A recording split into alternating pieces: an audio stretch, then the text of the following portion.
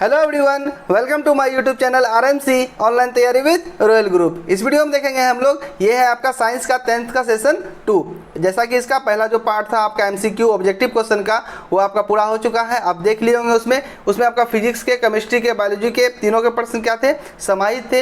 ये आपका क्या है, दूसरा पार्ट है, ठीक है। इसी प्रकार से आपको बोले थे कि 10 सेशन इसका क्या आएगा, अवेलेबल आपको करवा दिया जाएगा। इसको आपको टेस्ट के रूप में लेना है, जिसमें कि प्रत्येक में आपका 20 क्वेश्चन सेट किया गया है। प्रत्येक सेट में आपका फिजिक्स का, केमिस्ट्री का, बायो का, तीनों का ऑब्जेक्टिव प्रश्न समाहित किया गया है। प्रश्न रहेगा आपका 4 ऑप्शन रहेंगे, ठीक है। आपको जो एक राइट ऑप्शन होगा वो आपको कमेंट करके बताना है। क्लियर है? तो चलिए स्टार्ट करते हैं, देखते हैं हम लोगों का पहला क्वेश्चन क्या है। बिल्कुल उसी प्रकार से सेट किया गया है क्वेश्चन जैसा आपका बोर्ड एग्जाम में आता है या आने वाला है 2021 में खास करके। क्लियर है? इसमें आपका NCERT book, question bank, model paper सबको देखते हुए ये क्वेश्चन को सेट किया गया है। तो चलिए स्टार्ट करते हैं, देखते हैं पहला क्वेश्चन क्या है।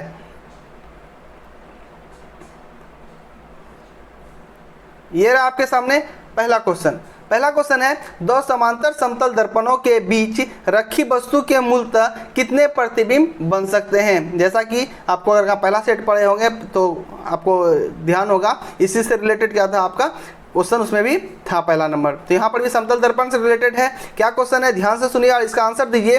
2 समांतर समतल दर्पणों के बीच रखी वस्तु के मूलतः कितने प्रतिबिंब बन सकते हैं। यहाँ पे प्रतिबिंब इमेज का बात किया जा रहा है। ऑप्शन नंबर ए है आपका 1, ऑप्शन नंबर बी में दिया हुआ है 2, ऑप्शन नंबर सी में 4 और ऑप्शन नंबर डी में आपका अनंत है।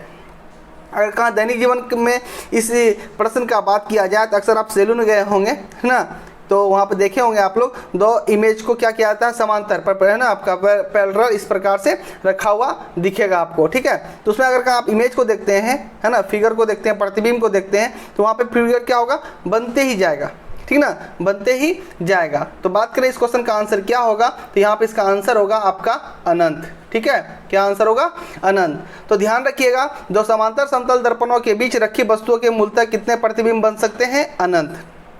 जैसा कि बता दिए थे, इसमें सिर्फ हम लोग प्रश्न और क्या उसका आंसर जो भी होगा राइट आंसर उसका बात करेंगे। चल चलते हैं हम लोग नेक्स्ट क्वेश्चन पे। आपको रियल एग्जाम्पल भी दे दिए हैं, आप अगली बार अगर देखें हैं तो बढ़िया बात है, अगर नहीं देखें हैं तो अगली बार आप ध्यान से देखिएगा, आपको समझ में आ जाएगा। चलिए देखिए नेक्स्ट दूसरा नंबर क्वेश्चन। यदि किसी अवतल दर्पण के ध्रुव से फोकस की दूरी 25 सेंटीमीटर है तो फोकस से वक्रता केंद्र की दूरी क्या होगी। क्लियर है क्वेश्चन? फिर से ध्यान से सुनिए, दूसरा नंबर क्वेश्चन क्या है, यदि किसी अवतल दर्पण के ध्रुव से फोकस की दूरी 25 सेंटीमीटर है तो फोकस से वक्रता केंद्र की दूरी क्या होगी। ए नंबर ऑप्शन है आपका 50 सेंटीमीटर, बी नंबर है 25 सेंटीमीटर, सी नंबर ऑप्शन है 75 सेंटीमीटर या डी नंबर है इनमें से कोई नहीं। बात करें आपका फिगर का, ठीक ना, यहाँ पे जनरल फिगर बना देते हैं। यहाँ क्या होता है, ध्रुव होता है, यहाँ पे क्या होता है, फोकस, और यहाँ पे क्या होता है, वक्रता केंद्र। जैसा कि आपको मालूम होगा, अगर फिजिक्स में पढ़े होंगे तो आप लोग, जितना से ध्रुव से फोकस की दूरी होती है वही दूरी क्या होती है, फोकस से वक्रता केंद्र की दूरी होती है। तो यहाँ पे ध्रुव से फोकस की दूरी दिया हुआ है 25 सेंटीमीटर, तो फोकस से वक्रता केंद्र की दूरी भी क्या होगा, 25 सेंटीमीटर होगा। क्योंकि बोल तो रहे हैं आपको यहाँ पे ना कि जितना ध्रुव से फोकस की दूरी होती है उतनी दूरी क्या होती है, फोकस से वक्रता केंद्र की दूरी होती है, ठीक है। तो आपका आंसर तो मालूम चल ही गया होगा। तो बात करें इसका राइट आंसर का, तो क्या होगा, 25 सेंटीमीटर इसका राइट आंसर होगा। आई होप कि आपको पूरे डिटेल में क्लियर हो पाया होगा, ठीक है। तो अपना तैयारी करते रहिए आप लोग। वीडियो अगर पसंद आए तो वीडियो को लाइक कीजिएगा, शेयर कीजिएगा। अगर आप हमारे चैनल पर नए हैं तो चैनल को जरूर सब्सक्राइब कर लीजिएगा। अभी इस प्रकार से वीडियो और भी सारा आपको क्वेश्चन बताया जाएगा इस पर। चलिए चलते हैं हम लोग नेक्स्ट क्वेश्चन पे। नेक्स्ट आपका जो तीसरा नंबर क्वेश्चन है, देखिए इस क्वेश्चन को आप लोग, ठीक है।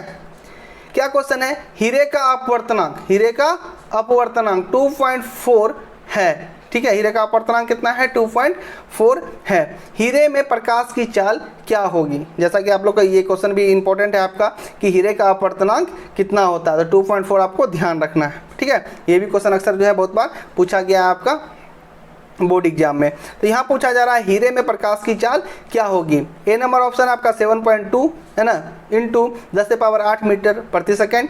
बी नंबर ऑप्शन है आपका 3 गुना 10⁸ मीटर प्रति सेकेंड। सी नंबर ऑप्शन है आपका 0.8 गुना 10⁸ मीटर प्रति सेकेंड। और डी नंबर ऑप्शन आपका 1.2 गुना 10⁸ मीटर प्रति सेकेंड। तो बताइए इसका राइट आंसर आपका क्या होगा।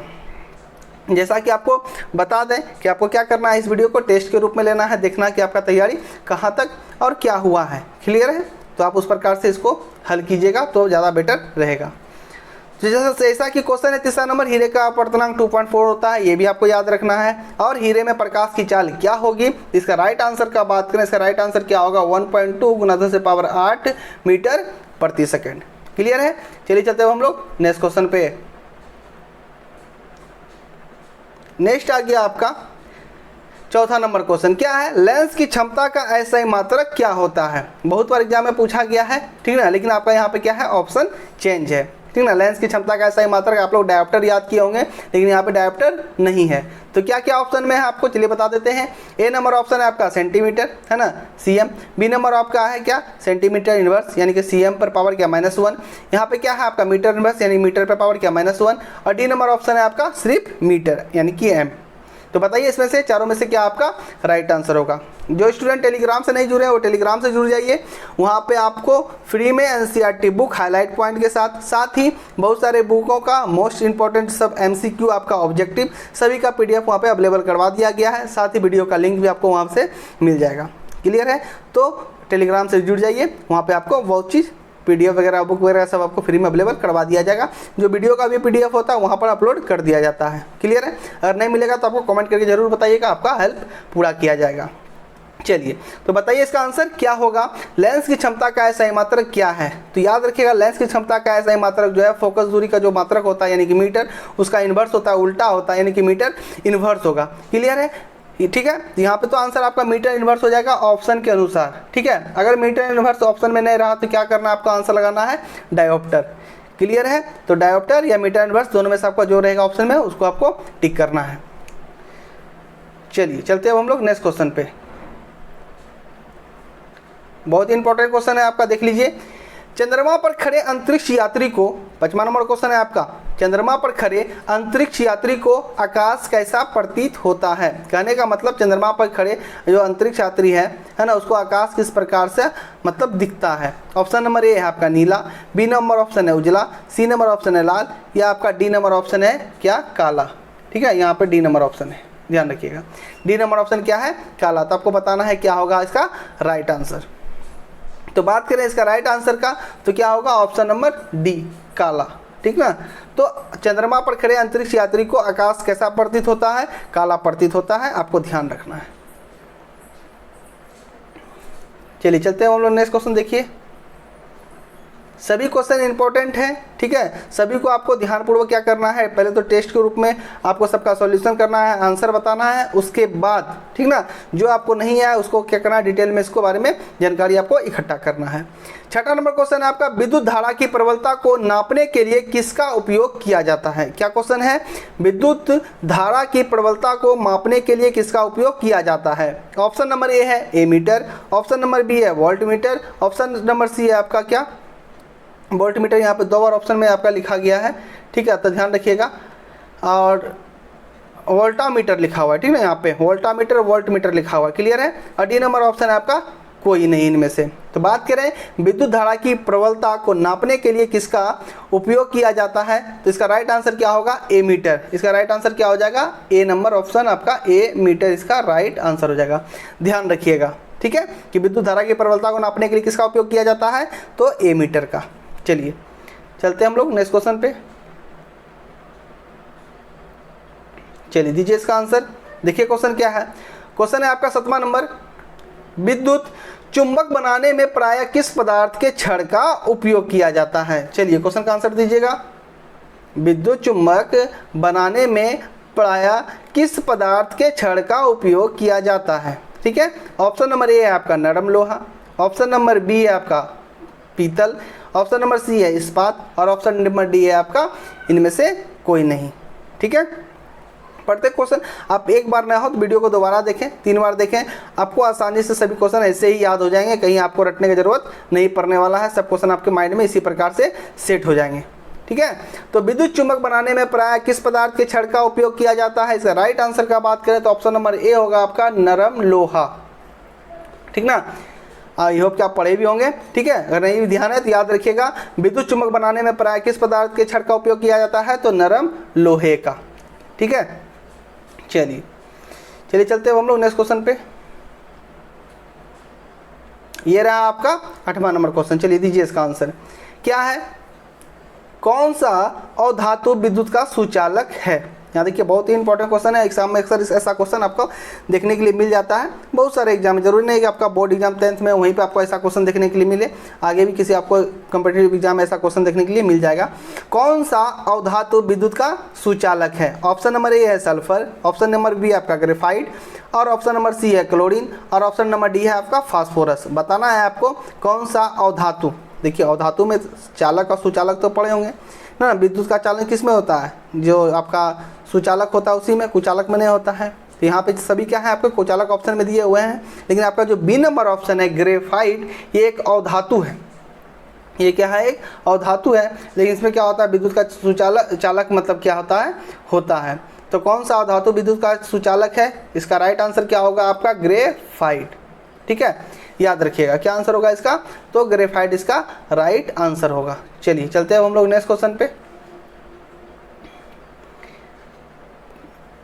10th है ना, 9th 10th 11th 12th के लिए आपका लाइव क्लास का भी व्यवस्था करवा दिया गया है, जिसमें आप जुड़ के फेस टू फेस क्या कर सकते हैं, वीडियो के थ्रू आप क्या कर सकते हैं, लाइव क्लास अटेम्प्ट कर सकते हैं। उसमें आपका जितना भी डाउट होगा सब क्लियर करवा दिया जाएगा। तो अगर लाइव क्लास से जुड़ना हो तो आप कमेंट करके ज़रूर बताएं, आपका पूरा हेल्प किया जाएगा। ठीक है, फेसबुक पे भी जाके आप क्या कर सकते हैं, वहाँ कमेंट करके बता सकते हैं, या वहाँ से नंबर लेके आप कॉल करके आप लाइव क्लास में जुड़ सकते हैं। ठीक है, चलिए 9वां नंबर क्वेश्चन देखिए। आवर्त सारणी में किसी वर्ग में ऊपर से नीचे जाने पर, आवर्त सारणी में किसी वर्ग से ऊपर से नीचे जाने पर धात्विक है ना, तत्व का धात्विक गुण, तत्व का क्या है? धात्विक गुण क्या होता है? ए नंबर ऑप्शन है आपका अपरिवर्तित रहता है, मतलब कोई चेंज नहीं होता है। बी नंबर ऑप्शन है घटता है, सी नंबर ऑप्शन है बढ़ता है, या डी नंबर क्या है? इनमें से कोई नहीं। तो बात करें, स्पीड में आंसर दीजिए आप लोग कमेंट करके। बात करें आवर्त सारणी में किसी वर्ग में ऊपर से नीचे जाने पर तत्व का जो धात्विक गुण है वो क्या होता है? बढ़ता है। आप लोग ध्यान रखिएगा क्या होता है? तो बढ़ता है, ध्यान रखना है आपको। क्लियर है? चलिए चलते हैं हम लोग नेक्स्ट क्वेश्चन पे। आंसर थोड़ा फास्ट में दिया कीजिए, क्योंकि इसमें सिर्फ क्वेश्चन और आंसर का बात करेंगे, आपका समय बर्बाद नहीं होगा। बहुत ही कम समय में आपको बहुत ज़्यादा क्वेश्चन करवाने का प्लान हम लोग का बनाया हुआ है। नेक्स्ट आपका 10वां नंबर है COOH है ना, COOH अभिक्रियाशील मूलक को क्या कहते हैं? जैसा कि आपको पहले ही बता दिया था इसके पहले वाले वीडियो में कि एक अभिक्रियाशील मूलक आपका बोर्ड एग्जाम में पूछ ही लेता है। ठीक ना, तो आपको ध्यान रखना है COOH अभिक्रियाशील मूलक को क्या कहते हैं? ऑप्शन नंबर ए है कीटोन, ऑप्शन नंबर बी है आपका एल्डिहाइड, ऑप्शन नंबर सी है अम्ल, या ऑप्शन नंबर डी है अल्कोहल। देखिए इसका राइट आंसर का बात करें तो COOH होता है क्या? कार्बोक्सिलिक अम्ल होता है। ठीक ना, एक प्रकार का एसिड होता है। तो कार्बोक्सिलिक तो यहाँ पे लिखा हुआ नहीं है, तो इसके अनुसार आपका ऑप्शन के अनुसार जो राइट आंसर होगा क्या होगा? अम्ल होगा, एसिड आपका आंसर राइट आंसर होगा। ठीक है, आप जाइएगा 10th का केमिस्ट्री का बुक में आपका जितना भी क्रियाशील मूलक दिया होगा, कीटोन का, एल्डिहाइड का, अल्कोहल का, है ना, कार्बोक्सिलिक अम्ल का, मतलब सबका जो है आपको क्या करना है? ध्यान रखना है। आपका किसी न किसी एक एग्जाम में पूछा ही जाएगा। जैसा कि पहला सेट में भी आपका एक क्वेश्चन ऐसा सेट किया हुआ है अभिक्रियाशील मूलक से रिलेटेड, और ये अभी भी आपका COOH सेट किया गया है। चलिए चलते हैं हम लोग नेक्स्ट क्वेश्चन पे। हीलियम कैसा तत्व है? जल्द स्पीड में बताइए, हीलियम कैसा तत्व है? ए नंबर ऑप्शन है आपका अक्रिय, बी नंबर ऑप्शन है आपका क्रियाशील, सी नंबर है सक्रिय, या डी नंबर ऑप्शन है आपका उदासीन। बात करें हीलियम कैसा तत्व है, इसका राइट आंसर क्या होगा? तो अक्रिय इसका राइट आंसर होगा, इनर गैस। ठीक है, अक्रिय क्या होगा आपका? इनर गैस का राइट आंसर होगा। चलिए हीलियम कैसा तत्व है? तो अक्रिय तत्व है, आपको ध्यान रखना है।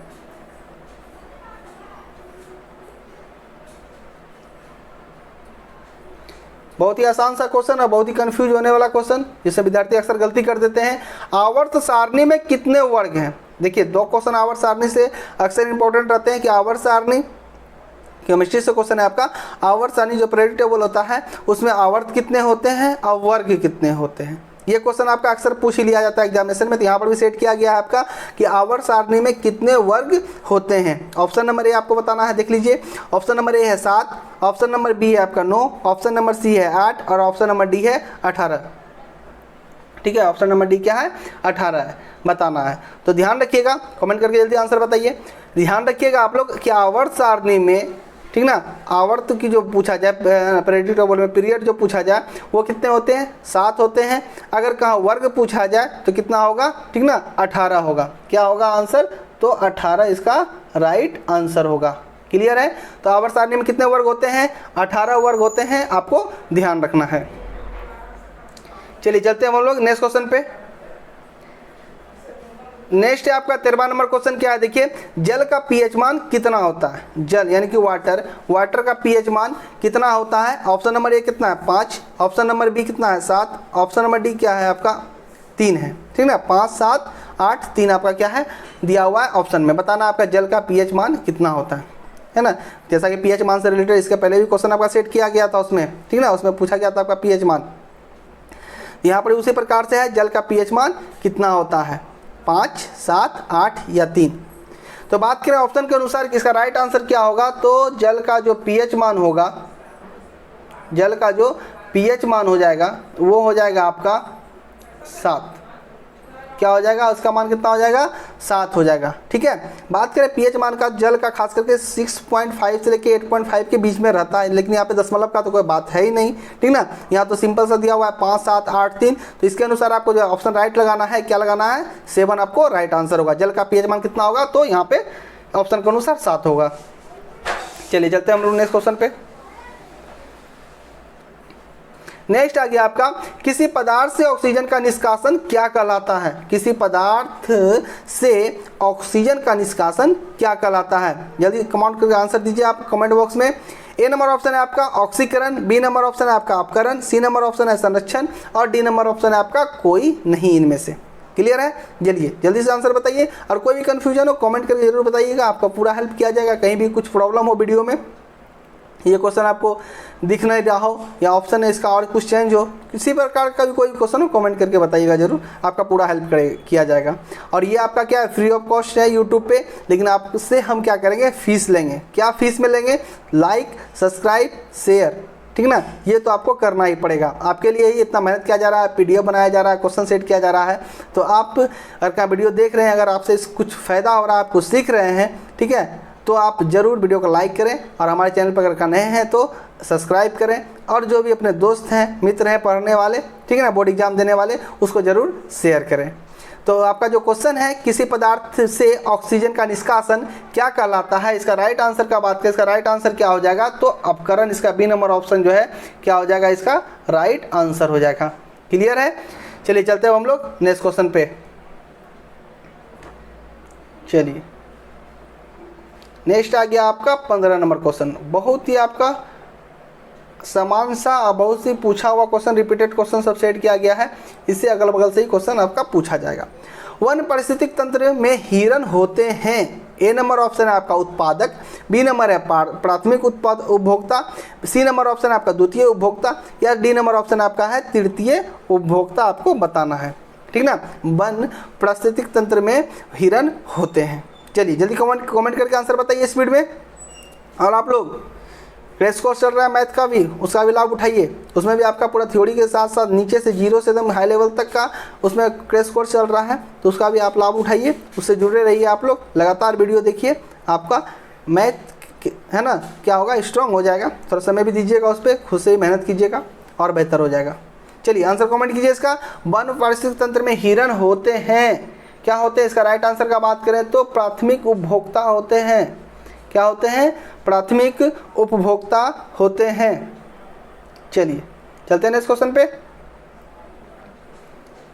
नेक्स्ट आपका क्वेश्चन देखिए यहाँ पे क्या है, हमारे शरीर में, क्या क्वेश्चन है, बॉडी से रिलेटेड है, बायोलॉजी का, ठीक ना। हमारे शरीर में विभिन्न जैविक कार्यों का नियंत्रण होता है। हमारे शरीर में विभिन्न जैविक कार्यों का नियंत्रण होता है। ए नंबर ऑप्शन है आपका तंत्रिका तंत्र द्वारा, बी नंबर है आपका रसायनों द्वारा, सी नंबर है आपका दोनों के द्वारा या डी नंबर है आपका कोई इनमें से कोई नहीं। बताना आपका राइट आंसर इसमें क्या होगा। हमारे शरीर में विभिन्न जैविक कार्यों का नियंत्रण होता है, ठीक ना। तो इसका राइट आंसर का बात करें क्या होगा, तंत्र द्वारा और रसायनों द्वारा दोनों होगा। तो देखिए आपका सी नंबर ऑप्शन दिया हुआ है राइट आंसर, ठीक है। तो तंत्रिका तंत्र द्वारा और रसायनों द्वारा दोनों इसका क्या होगा, राइट आंसर होगा। आई होप कि आपको क्लियर हो पाया होगा। चलिए चलते हैं नेक्स्ट क्वेश्चन पे। ये रहा आपका नेक्स्ट क्वेश्चन।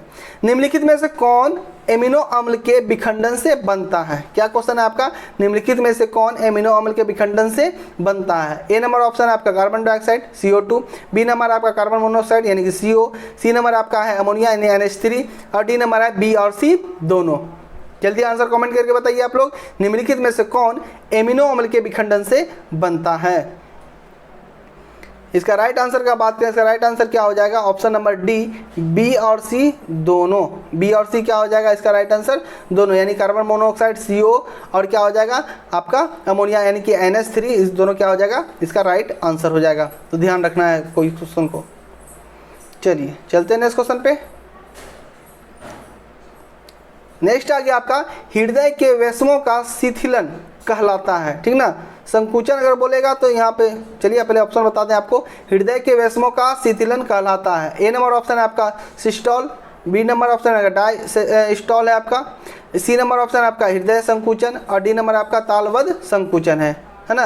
ये जो आपका सिस्टोल है आपका ये होता है संकुचन जब होता है तब, और डायस्टोल जो आपका है शीतलन जब होता है, हृदय के वैष्णों का शीतलन कहलाता है, जिसको क्या बोलते हैं डायस्टोल्ड बोलते हैं इसको ऑप्शन, ठीक है। तो इसका अगर का राइट आंसर का बात करें, ये रहा आपका ऑप्शन नंबर बी डायस्टोल क्या हो जाएगा इसका राइट आंसर हो जाएगा। हृदय के वैष्णों का शीतलन कहलाता है, डायस्टोल क्या हो जाएगा इसका राइट आंसर हो जाएगा, नोट कर लीजिएगा। चलिए चलते हैं हम लोग नेक्स्ट क्वेश्चन पे। आप ये रहा आपके सामने नेक्स्ट क्वेश्चन। इनमें से किसके द्वारा अमीबा भोजन का अंतर्ग्रहण करता है। इनमें किसके द्वारा अमीबा भोजन का अंतर्ग्रहण करता है। ए नंबर ऑप्शन है आपका कूटपाद, बी नंबर है आपका परिवहन, सी नंबर ऑप्शन है आपका भोजन राजधानी और डी नंबर ऑप्शन है आपका केंद्रक। बताना है आपको इनमें किसके द्वारा अमीबा, अक्सर अमीबा का फिगर आपको बोर्ड एग्जाम में बनाने के लिए आ जाता है, तो आप बना लीजिएगा फिगर, ठीक ना। 5 नंबर में या 3 नंबर में आपका बनाने के लिए पूछ दिया जाता है। तो यहाँ क्वेश्चन है इनमें किसके द्वारा अमीबा भोजन का अंतर्ग्रहण करता है। बताना आपको आंसर, चलिए कमेंट करके बताइए। बात करें इसका राइट आंसर का तो क्या होगा, कूटपाद इसका राइट आंसर होगा। ध्यान रखिएगा क्या आंसर इसका होगा राइट, तो कूटपाद इसका राइट आंसर होगा। चलिए चलते हैं नेक्स्ट क्वेश्चन पे हम लोग। बहुत ही आसान क्वेश्चन आ गया फिर आपका, कमेंट करके बताइए। 20वां नंबर क्वेश्चन है आपका, लास्ट क्वेश्चन है। जैसा कि बता दिया है कि 20 क्वेश्चन में आपका फिजिक्स के, केमिस्ट्री के, बायोलॉजी तीनों के क्या किए हैं प्रश्न समाहित किए गए हैं। तो ये 20वां नंबर क्वेश्चन है आपका, आयोडीन की कमी से कौन सा रोग होता है। आयोडीन की कमी से कौन सा रोग होता है। ऑप्शन नंबर ए है आपका मधुमेह, बी नंबर ऑप्शन है हृदयघात, सी नंबर है आपका वेरी या डी नंबर है आपका घेंघा रोग, ठीक ना। बताना इसका आपका राइट आंसर क्या होगा, ठीक है। तो आयोडीन की कमी से कौन सा रोग होता है बात करें इसमें, तो क्या होगा ऑप्शन नंबर आपका डी राइट आंसर होगा। घेंघा रोग क्या होता है, आयोडीन की कमी से होता है। आई होप कि आपको 20 का आंसर क्लियर हो पाया होगा, ठीक ना। और हमको विश्वास है कि आपका तैयारी कर रहे हैं तो आपका 20 में क्या होगा, आपका सभी आंसर सही भी होंगे। मिलते हैं नेक्स्ट वीडियो में। वीडियो अच्छा लगा हो तो वीडियो को लाइक करें, शेयर करें तथा हमारे चैनल को सब्सक्राइब करें और बेल आइकन प्रेस कर दें, जिससे कि जैसे वीडियो अपलोड होगा उसका नोटिफिकेशन आपको मिल जाएगा। Thank you.